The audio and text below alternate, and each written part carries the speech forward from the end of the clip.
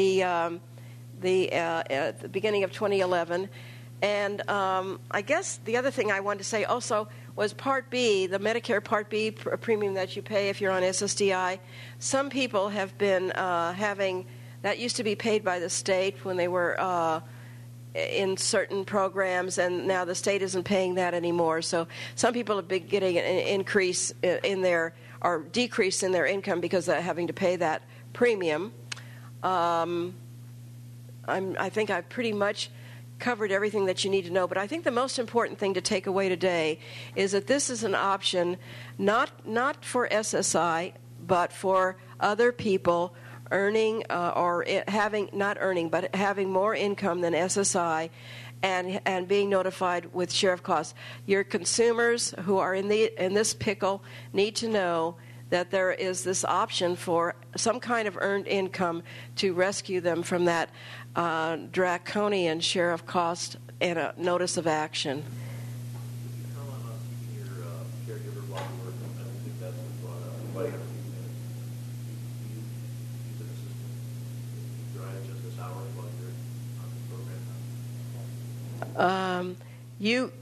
IHSS, one. You're allowed to, under certain circumstances, you could have a caregiver at work. That's right.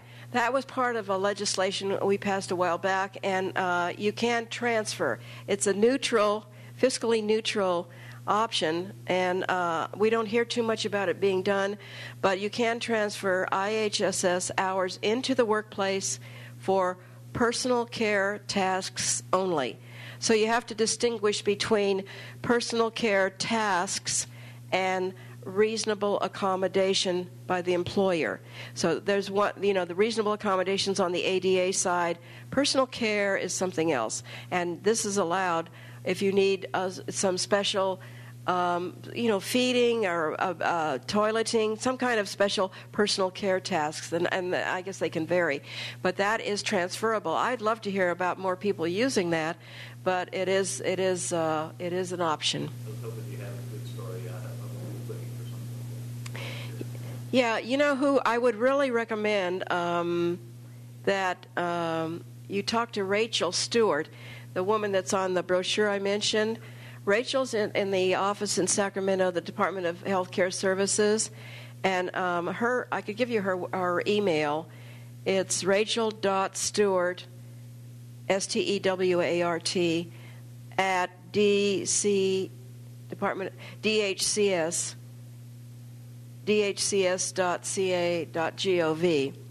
And I know she collects a lot of does a lot of research on this program. So she has her hands on a lot of research stories. She actually uses IHSS in the workplace and at home. And she actually is still using the 1619B program from SSI, working and keeping full MediCal. She isn't on the 250. She's still on the SSI 1619B. And so she is a living, breathing example of that being an option. So I would really advise connecting with her. But a lot of people don't know about it, and I don't know why it isn't talked about more. But thank you for bringing it up today. Well, I have a question. Would you be physically impaired? Now I heard that under IHSS now they have those readers. Yeah, they added. Can you take that into the job? Oh, that's a good question. No, I think, you know what? I don't think so. That's not personal care. I think that's a reasonable accommodation. Yeah. I worked, and I had, assistive technology and, assistants, staff assistants to do some things that I might not know how to do or couldn't access certain technologies.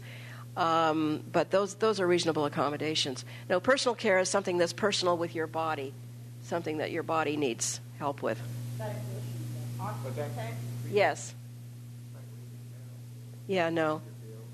Well, that's, at home. You can... At home Yeah, at home. Yeah, they have that now. That they fought for years to get that task added to the list of IHSS, and now they say you're qualified for IHSS if you're blind or disabled. But when they asked for, could we use a provider to read for us? No, that wasn't included. What? So anyway, they finally got it added to the list of a task.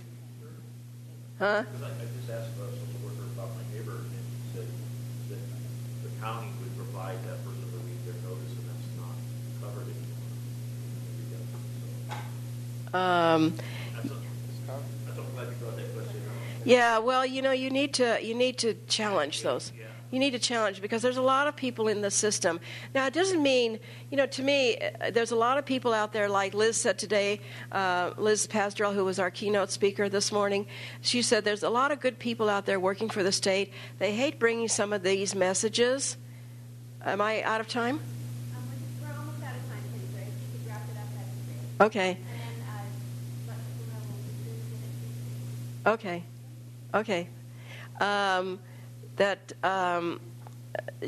I forgot my train of thought now. What was your question again? People that don't know or Oh yeah, they're good people, but they have these terrible messages to bring out to the public, and they feel bad too. She feels bad. And that we have to say these things. But the fact is that a lot of the state employees that are in this MediCal, SSI, IHSS, DPSS, all of these programs are so overwhelmed with caseloads and heavy and low and less staff, more work, furlough days. I mean, it's really hard on them. So what we tell the people when we do a training, and what my partner, when I usually do it in a community, I have a partner that does the training with me, and what he says is, you get more honey with more, being pleasant. Yes, if you don't you don't go to the SSI office or the Social Security office and with your boxing gloves on. You go in and say, I just wanted to ask, and try to make it friendly, but don't let them get away with it. I mean, like Liz said. The other thing Liz said, I love Liz. I love working with Liz. Be persistent. Liz signs all of her emails with her name, and after her name, there's the word steadfast. So we just have to keep hammering away at them and let them know what the information is that they're incorrect about. If you have a county organized health system, that if you go on programs, you used to have to go back to the state. So I advocated on our county to add that AIDS category so that it wasn't 50%. Thank you. Thank you.